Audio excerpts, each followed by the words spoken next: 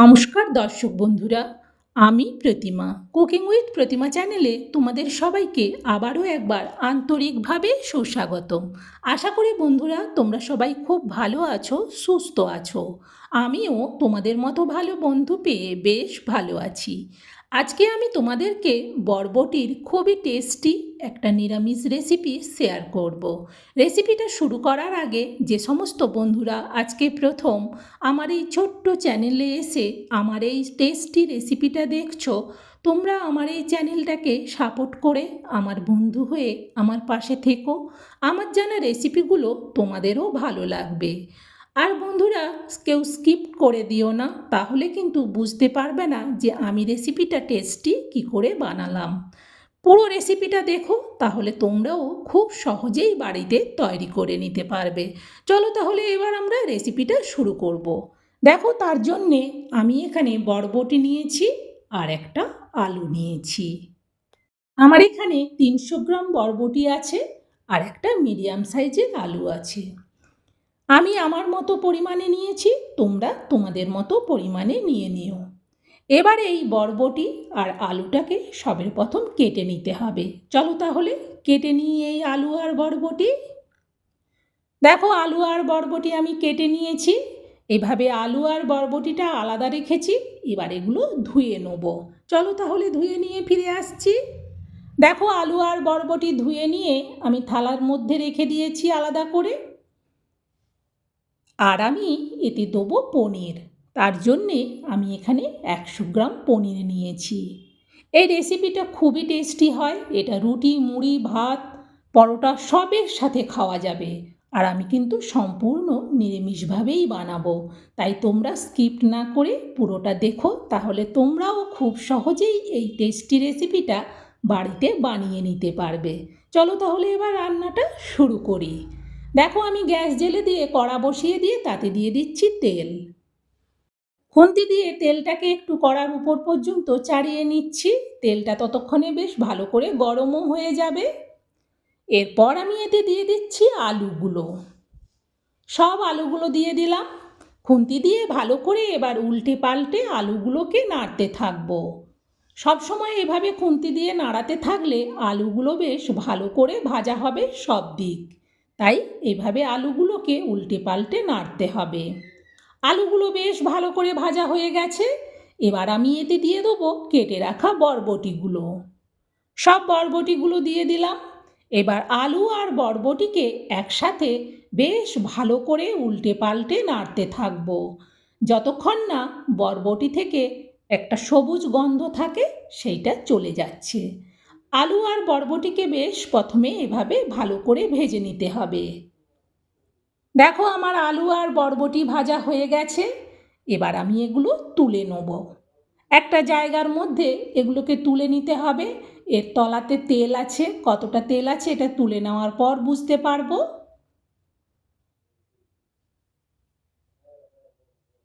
সব আলু আর বরবটি তোলা হয়ে গেছে।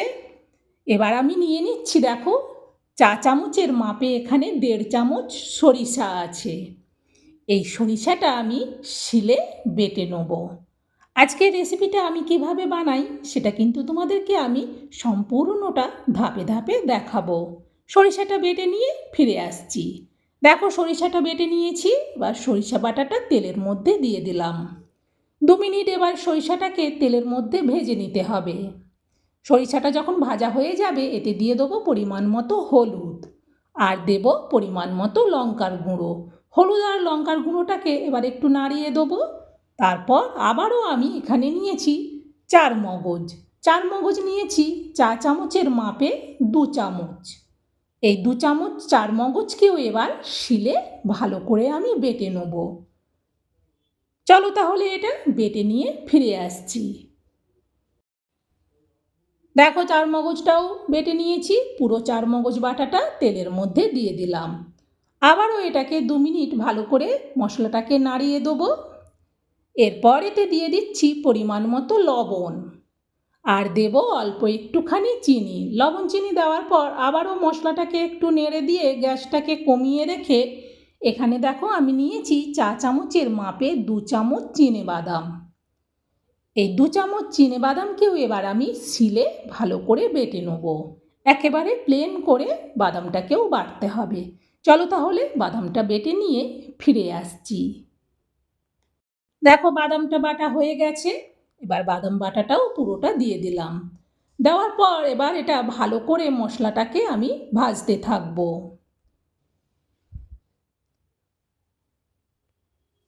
বেশ ভালো করে মশলাটাকে ভাজতে হবে যতক্ষণ না মশলা থেকে তেল ছেড়ে বেরোয়।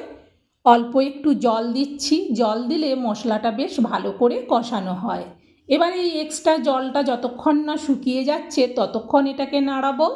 দেখো জলটা কিন্তু শুকিয়ে তেল ছেড়ে বেরিয়ে এসেছে। এই রকম যখন তেল আর মশলা আলাদা হয়ে যাবে তখন এটাই বুঝতে হবে যে এবার এটা মশলাটা রেডি। এবার এতে দিয়ে দেবো ভেজে রাখা আলু আর বরবটিগুলো। আলু আর বরবটিগুলো সব দেওয়ার পর ভালো করে এবার খুন্তি দিয়ে উল্টে পাল্টে সব কিছুকে নাড়তে থাকবো। কড়াইটা একটু নড়ছে বলে আমি চিমটা দিয়ে কড়াইটা ধরলাম, ধরার পর ভালো করে এবার আলু আর বরবটিটাকে নাড়তে থাকবো। প্রায় আমি 3-4 মিনিট আলু আর বরবটিটাকে ভালো করে কষিয়ে নিলাম। এবার এটা পুরো রেডি। এতে এবার জল দিয়ে দেবো। পরিমাণ মতো জল দিচ্ছি। প্রথমে ছোটো বাটির 1 বাটি দিলাম, আবারও হাফ বাটি দিয়ে দিলাম। দেওয়ার পর খুন্তি দিয়ে একটু ভালো করে নেড়ে দিলাম। নেড়ে দেখে নেওয়ার পর এটা এবার ঢেকে দেবো। ঢেকে দিয়ে গ্যাসটাকে মিডিয়ামে রাখবো। আর আমি ওই দিকে পনিরটাকে এবার কেটে নেব।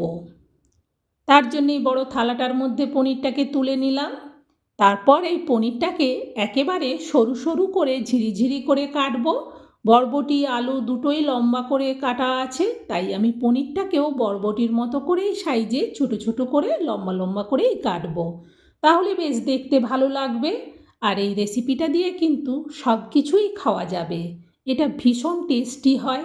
একবার আমার দেখানো পদ্ধতিতে বানাও, তাহলে বুঝতে পারবে। দেখো পনিরটা কতটা সুন্দর করে ঝিরিঝিরি করে কেটে নিয়েছি আমি। এইভাবে পনিরটাকে কেটে নিলাম। আর আমার ওই দিকে তরকারিটা বোধহয় ফুটছে, তাই এটা যখন কাটা হয়ে গেছে এইভাবে ঝুরু ঝুরু করে আমি ছাড়িয়ে নিলাম একটার থেকে আরেকটা। এবার গিয়ে দেখি কড়াই থেকে ঢাকনাটা সরিয়ে তরকারিটা ফুটে গেছে। গ্যাসটা যেহেতু আমি মিডিয়ামে রেখেছি তাই আস্তে আস্তে ফুটছে। খুন্তি দিয়ে একবার তরকারিটাকে ভালো করে উল্টে পাল্টে নেড়ে দেখে নিলাম। দেখে নেওয়ার পর এবার এতে দিয়ে দেবো কেটে রাখা পনিরগুলো। দেখো পনিরটা কতটা সুন্দর লম্বা লম্বা করে কেটেছি। এইভাবে পনিরটা কেটে দেওয়ার পর ভালো করে উপর থেকে দিয়ে দিলাম। খুন্তি দিয়ে একটু সাইজ করে দিয়ে এটাকে এবার ঢেকে দেবো। এখনও কিন্তু গ্যাসটাকে মিডিয়ামেই রাখবো, তাহলে বেশ সুন্দরভাবে সব কিছু ধীরে ধীরে সেদ্ধ হবে। প্রায় আমি ঢাকনা দেওয়ার 4 মিনিটও বাদে আমি ঢাকনাটা সরাচ্ছি। দেখো কতটা সুন্দরভাবে তরকারিটা ফুটছে।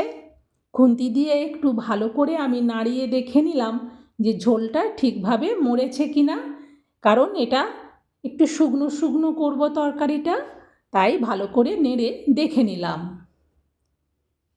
সব কিছু আমার পুরো রেডি। এবার এটা নামিয়ে নিতে হবে।